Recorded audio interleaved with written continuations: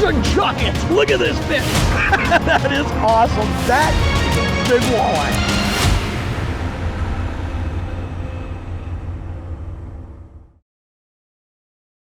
This week on Jon Thelen's Destination-Fish, we break down the basics of spinner fishing on a hot walleye bite. Jon Thelen's Destination-Fish is brought to you by Lindy Fishing Tackle and Alumacraft Boats.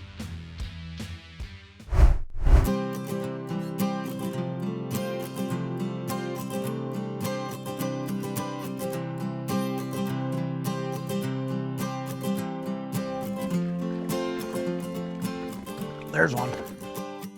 Bit it right when I dropped it down. Here's what we're gonna talk about today. We're gonna talk about spinner fishing. But we're gonna do a show today really just talking about the basics. Yeah, great walleye to start. Look at this one. Look at that. Big fish to start. But we're gonna talk about the basics of spinner fishing today. And here's what is driving me to do this show. I was talking to a friend of mine this past weekend, and he was saying to me, man, I just don't know how you know what day you should be doing this or that with your spinners, with all the different things he's seen me do with them over the years. Look at that great walleye to start. And I told him, I said, you know, whether it's pulling a bullet sinker in weeds or using bottom bouncers and spinners, single hook versus double hook, you're right. I haven't done a lot of shows talking about when I do that and why. So that's what we're gonna do today. Look at that. What a beautiful fish and a great way to start the day. And we're gonna get a bunch of these today doing what we're gonna do. We're gonna spinner fish and we're gonna catch a bunch of them, and I'm gonna show you exactly how I do this and explain to you how I make the decisions I make on a daily basis as to how I'm gonna pull my spinners, what spinner configuration I'm gonna pull, and how you're gonna put a bunch of fish like that in the boat. And along the way, I imagine we'll get a few for dinner too. Today we are fishing 13 to 16 feet of water over the top of scattered rocks. It's midsummer with air temps in the mid-70s and light west winds. Little Joe spinners in white chrome behind bottom bouncers are proving to be the ticket.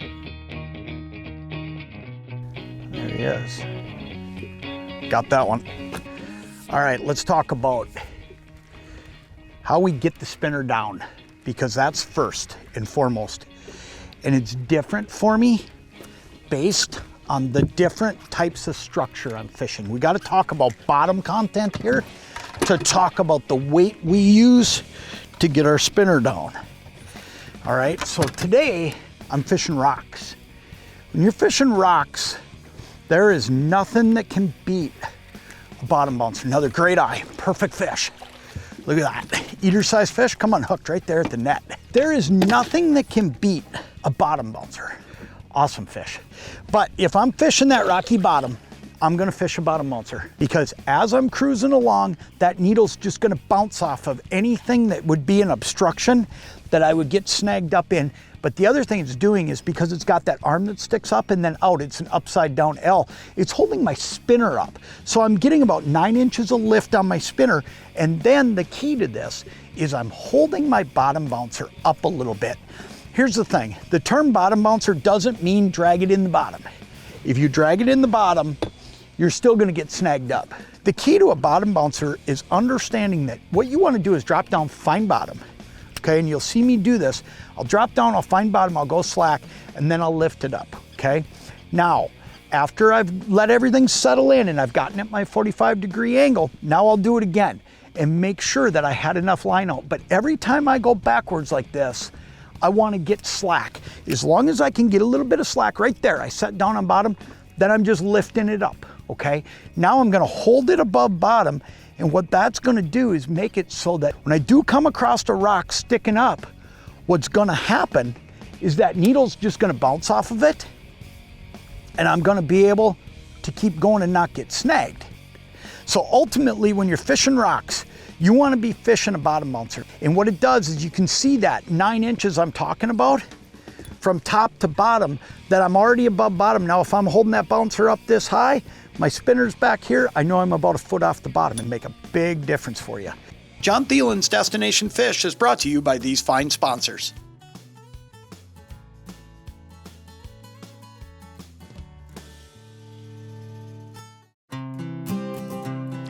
You'll notice when I'm spinner fishing that a lot of times I'll just put the rod in the rod holder. Today I'm doing a lot of hand holding, partially because I'm spending a lot, there's a fish right there, partially because I'm spending a fair amount of time coming up and down in different areas in the rocks. You know, I've been asked for years about what the rod holders are that I use. They're Panther brand. They're a tube style holder, so you can slide any rod in there, and it's easy to get out when you got a fish. When you see people lose fish when they're rod holder fishing, look at that, great eater size walleye. It's usually because they're twisting and turning that rod trying to get out of the holder, and they can't get it out, where you don't have that problem with these Panther tube style holders. That makes a big difference.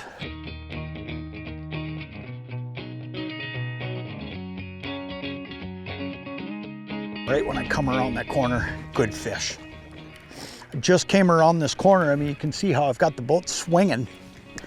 I'm not gonna tell you he's a big one, but you know what? He's bigger than your standard eater. Nice walleye. Look at this one. Great fish. Great fish. Anywhere you go, right there, man. Let's talk spinner choices. Number one, today, you'll notice I'm fishing a single hook spinner. This is a Little Joe walleye spinner. The reason I'm fishing a single hook, even with a crawler today, is because there's so many small fish in the body of water I'm fishing right now. And what you're probably not seeing a lot of in this show is a lot of these small fish I'm catching. But that single hook right there is allowing me to pinch off my night crawler. And when you pinch off that night crawler, great walleye right there. That's an awesome fish. You end up, just like with panfish, you end up with a crawler actually getting a few less of those fish hooked up and bothering you, okay? The more crawler you put out there when you're fishing a natural, say, Midwestern lake, the more sunfish that are gonna bug you, or the more small walleyes. I'm trying to not be bothered by those fish. I'm trying to just get to fish like that one right there. Now, if I was fishing, say, a Mille Lacs lake, a leech lake, something where I'm gonna deal pretty much primarily with walleyes, at that point, what I'm gonna do is go with the Little Joe crawler harness. And that crawler harness is gonna have 2 hooks on it. It's gonna do everything I need. Now today I'm fishing one of the new colors a couple of years ago, white chrome, there's pink chrome, there's a gold chartreuse, there's a blue chrome. I'll tell you what, they're deadly colors because you get 2 things. You get the color and you get the flash, and they're all designed around bait fish. That's great eye. Man, this is fun stuff.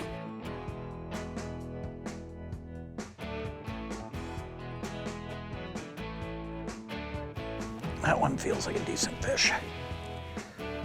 That one just kind of smacked it. And you can always tell, you just get a, I mean, I'm not gonna tell you he's a giant, but he feels like a, oh yeah, he's a good walleye. He's exactly what he felt like is what I'm trying to say. Good walleye. Come here, buddy. Look at that one just kind of thunked it. As much as choosing spinners is right, I also want to talk to you for just a quick sec about how I store them, because that makes a big difference too.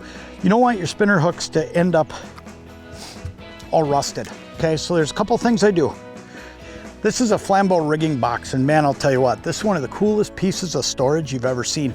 You can see I've got all my spinners in there. I've got another one of these rigging boxes full of bottom bouncers.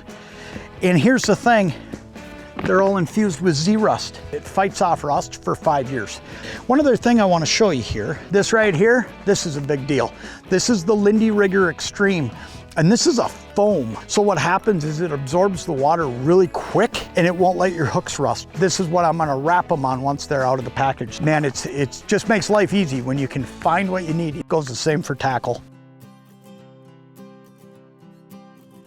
Got him. This feels like a really good fish. Man, I'll tell you, what a fun morning this has been of pulling spinners. Another good eye. Man, we started with a really good one, and we're gonna wrap up the day with a really good one, or the morning. And I'm telling you, this has been fast. Sun's barely up, and we have just caught them one after another. Look at that. But hey, if you put some of this to use, about when and how to pull spinners, and you know, the different tactics you want to use, and put them to use at those times, you're gonna find out that you can go out and pretty consistently catch fish, nice walleyes, pulling spinners. But make it easy on yourself and use some of those tips. Look at that, that's just an awesome fish no matter where you go. That's fun stuff. Jon Thelen's Destination Fish has been brought to you by these great sponsors.